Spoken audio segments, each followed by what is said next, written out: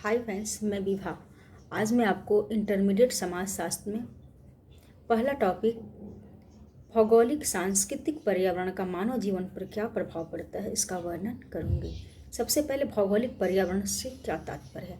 तो भौगोलिक पर्यावरण से तात्पर्य उन प्राकृतिक दशाओं एवं घटनाओं से है जिनका अस्तित्व मनुष्य के कार्यों से स्वतंत्र होता है, जिसमें मनुष्य का कोई योगदान नहीं होता है। ये बिना मनुष्य के कार्यों और अस्तित्व के सहयोग के बिना ही स्वतः परिवर्तित होती रहती है, जैसे जलवायु, तापक्रम, वातावरण, पेड़ पौधे, वनस्पति, गुरुत्वाकर्षण के नियम इत्यादि। ये हमारे भौगोलिक पर्यावरण के अंतर्गत आते हैं। अब भौगोलिक पर्यावरण का मानव जीवन पे क्या प्रभाव पड़ता है, इसके अंतर्गत सबसे पहला टॉपिक आता है जनघनत्व पर प्रभाव। जिस स्थान में जलवायु उपयुक्त होगी, सुख सुविधाएं होंगी, आवागमन के साधन होंगे, उद्योग धंधे विकसित होंगे, वहाँ पर जनसंख्या ज़्यादा निवास करेगी, वहाँ पर जनघनत्व भी अधिक होगा। इसके विपरीत जहाँ पर बाढ़, भूकंप आते हैं, वहाँ पे लोग रहना कम पसंद करते हैं। जहाँ पर ये सुविधाएं नहीं होती हैं, वहाँ जनघनत्व कम निवास करते हैं। तो क्या होता है, वहाँ का जनघनत्व कम होता है।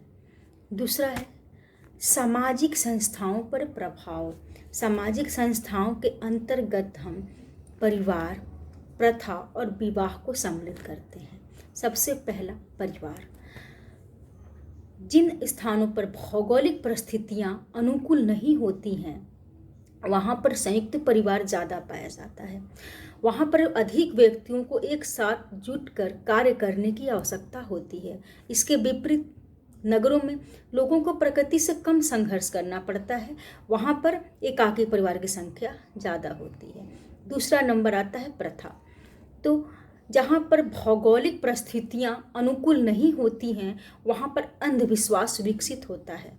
इसके विपरीत जहाँ पर भौगोलिक परिस्थितियाँ अनुकूल होती हैं, वहाँ पर बुद्धि विवेक विकसित होता है, वहाँ पर व्यक्ति की आवश्यकताओं को महत्व दिया जाता है। अब आते हैं विवाह पर। तो लिम्पले ने कहा है कि भौगोलिक परिस्थितियों का विवाह पर भी प्रभाव पड़ता है। जिन स्थानों पर उद्योग धंधे विकसित होते हैं, आवागमन के साधन विकसित होते हैं और सारी सुविधाएं होती हैं, वहाँ पर बहुपत्नी विवाह को बढ़ावा मिलता है। इसके विपरीत जहाँ ये सुविधाएं नहीं होती हैं, वहाँ पर एक विवाह को बढ़ावा मिलता है। अब आते हैं आर्थिक संस्थाओं पर प्रभाव। तो जहाँ पर खनिज पदार्थ ज़्यादा पाए जाते हैं, वहाँ पर उद्योग धंधे ज़्यादा स्थापित होते हैं। जैसे बंगाल, बिहार में लोहा और कोयला का प्रचुर भंडार पाया जाता है, वहाँ पर इसके उद्योग धंधे ज़्यादा मिलते हैं। इसके विपरीत अहमदाबाद, मुंबई, नागपुर में सूती कपड़े के मिलें हैं। क्यों? क्योंकि वहाँ की जलवायु इसके लिए उपयुक्त है। बंगाल में जूट के कारखाने ज़्यादा हैं, वहाँ की जलवायु इसके लिए उपयुक्त मानी जाती है। तो इस प्रकार से भौगोलिक परिस्थितियों का आर्थिक क्रियाओं पर प्रभाव देखा जा सकता है। इसके बाद हम आते हैं राजनीतिक संस्थाओं पर क्या प्रभाव पड़ता है।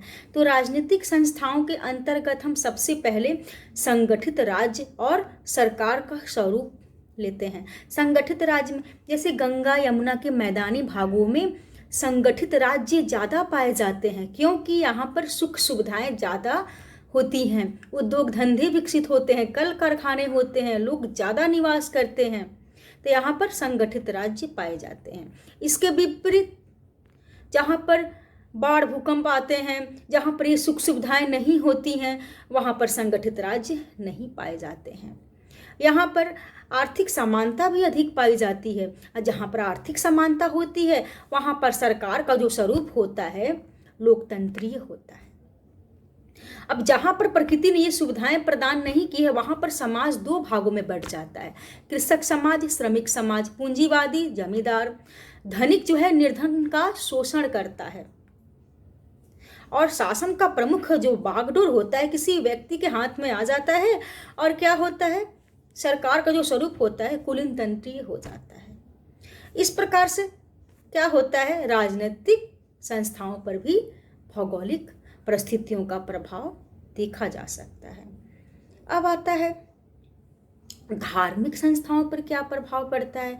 तो धार्मिक संस्थाओं में सबसे पहले मैक्स मुलर जी, जो कि हमारे प्रमुख समाजशास्त्री माने जाते हैं, उन्होंने कहा है कि मनुष्य का जो आरंभिक जीवन था वो प्रकृति पर निर्भर था। प्रकृति में कभी बाढ़ का आना, कभी सूखा आना, कभी महामारी के कारण सब कुछ नष्ट हो जाया करना।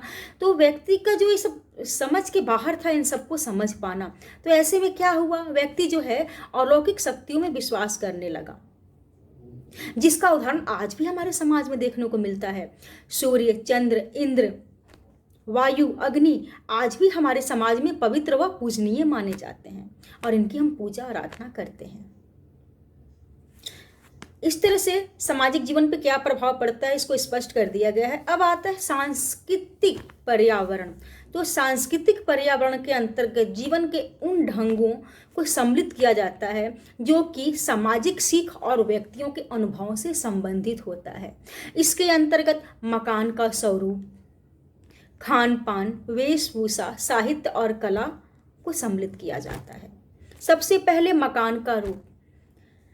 जिन स्थानों पर गर्मी ज़्यादा पड़ती है वहाँ का मकान जो होता है खुला होता है, हवादार बनाए जाते हैं ताकि वहाँ पर हवा आ सके, जा सके। इसके विपरीत ठंडे प्रदेशों में जो मकान होते हैं पैक्ड होते हैं, ऐसे बनाए जाते हैं जैसे ज़्यादा ठंड अंदर ना आ सके। अब आता है खान पान। ठंडे प्रदेश में जो लोग होते हैं वो मांस, मछली, मदिरा, अंडा का ज़्यादा सेवन करते हैं। इसके विपरीत उष्ण प्रदेश के जो लोग होते हैं अधिकतर शाकाहारी होते हैं। अब आता है वेशभूषा। अब ठंडे प्रदेश में जो लोग रहते हैं वो ऊनी वस्त्र का प्रयोग करेंगे, गर्म प्रदेश के लोग क्या करेंगे, सूती वस्त्र का प्रयोग करेंगे। अब आता है साहित्य। साहित्य की बात करें तो भारत का जो साहित्य है जीवित साहित्यों में से एक माना जाता है। यहाँ पर साहित्य का वर्णन कलकल करती हुई नदियाँ, उन्नत ललाट के समान पर्वत, झील, पहाड़, इन सब के आधार पर किया जाता है। जबकि इसके विपरीत रेगिस्तान में यदि हम साहित्य का अध्ययन करने जाएं तो इन सभी चीज़ों का विवेचन नहीं मिलेगा। वहाँ पर मरुस्थल के आधार पर जहाँ पे जैसी भौगोलिक स्थिति पाई जाती है, दशाएं पाई जाती हैं, उसके आधार पर साहित्य का अध्ययन किया जाता है। अब आता है कला पर प्रभाव। तो जंगल में रहने वाले जो आदिवासी लोग हैं वो तीव्र गति से तेज ध्वनि वाले संगीत का आनंद लेते हैं, वाद्य यंत्रों का प्रयोग करते हैं जिनकी ध्वनि दूर दूर तक सुनाई देती है।